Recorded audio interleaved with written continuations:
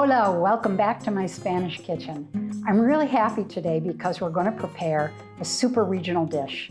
It's known in the Alicante region, nowhere else in Spain. It's used almost on every table in every home to either dress vegetables or sauce fish.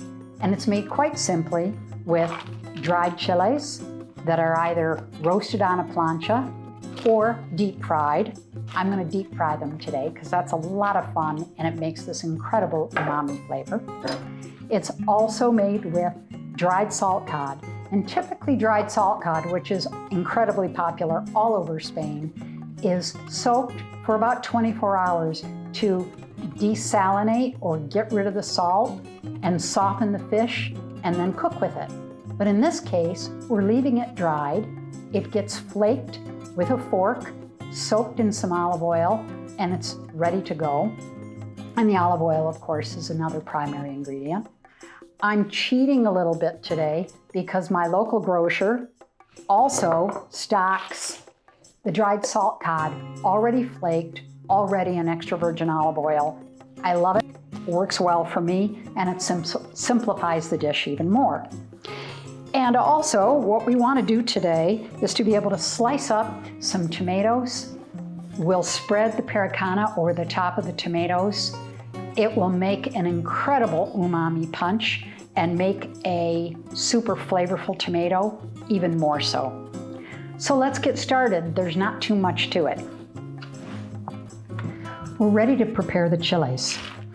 I've already cut a few off the long stretch of chiles that I got from the grocer. I'm going to take a scissors, cut off the top, slice open the inside, open it, and just take out all the seeds. One of the differences with Spanish cooking versus what you might be more used to in the United States, Latin American or Mexican cooking, is that Mexican cooking, Latin American cooking is pretty spicy. But in Spain, they don't like spice in the same way, and they never use it the same. It's always very mild, and the flavors just make the most of the ingredients. There, we've stripped the chiles of their seeds. They're ready to go in the deep fry. The deep fryer should be at a temperature of 200 degrees, 205, just to where it reaches the smoke point. You can use any mild oil, canola, sunflower. I'm using extra virgin olive oil because we simply have so much of it here on the farm. And the very next process is to simply deep fry these, get them nice and puffy, and that's about it. Then we assemble everything. We're just about ready. As soon as we hit 200, I'm going to shut the heat off because the oil will retain it. And you can see, maybe you can see, a little bit of bingo, we are there. A little bit of smoke coming out. I can shut that off. And now we're going to dip this chili in, swish it around for just a couple of seconds. Wow, look at that. Puffed up beautifully. The important part about not leaving it in the oil too long is that it will get bitter if it gets too fried.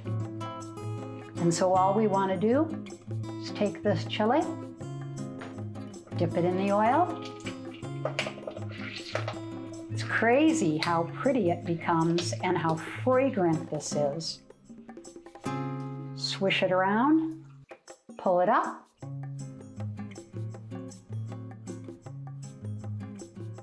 and then put it over on some paper towels to drain a little bit. And that's all it takes. All that's left to do to prepare the plate is to slice some of these beautiful Spanish raw tomatoes. Many times you'll find them in the grocery store and they'll be green. And you'll think, well, those aren't ready. Well, they are ready. And often they're much smaller than the tomatoes I have, but these are just as tasty.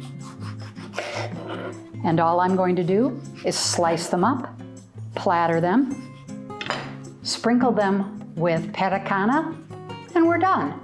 A perfect tapa to start a meal. We're ready to tackle the final simple step. And that is, we're going to crunch up the chiles that we just deep fried. And you'll see how crispy and crunchy they are.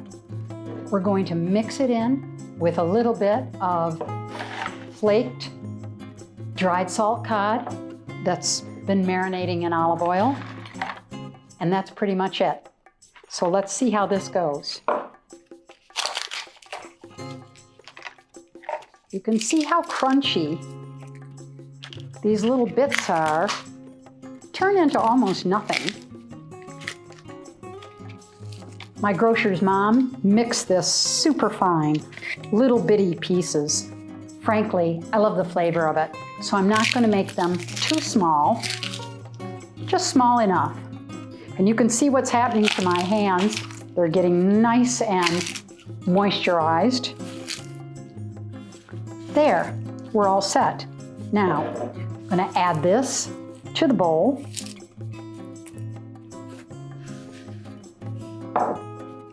And we're going to add salt cod to the bowl. There's a little bit of olive oil left in here. I'm going to add that too because I'd like this a little bit saucier. And there's a few pieces that I could tear up to make them slightly smaller as well. I think we're there. The only thing that remains to be done is for me to clean off my hands and we'll plate this. I'll be right back. We're all set. We've got our Pericana, our sliced tomatoes. I'm going to just dress this a little over the top of the tomatoes.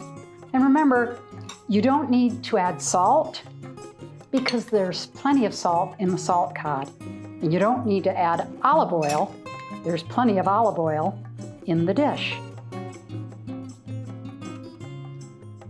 And I think with that, I think we're ready to sit down and have a starter of Pericana and tomatoes, compliments of the Alicante province. Thanks a lot for joining me today. I had a lot of fun introducing you to a regional specialty. Hope to see you again soon.